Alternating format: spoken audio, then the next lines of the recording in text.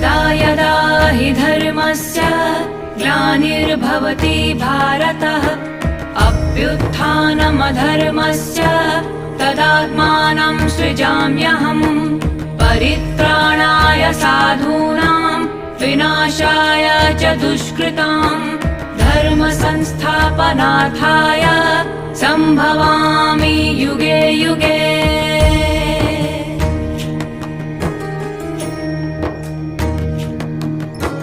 यदा यदा हि धर्मस्य ग्लानिर्भवति भारत अभ्युत्थानमधर्मस्य तदात्मानं सृजाम्यहम् परित्राणाय साधूनां विनाशाय च दुष्कृताम् धर्म संस्थापनार्थाय संभवामि युगे युगे।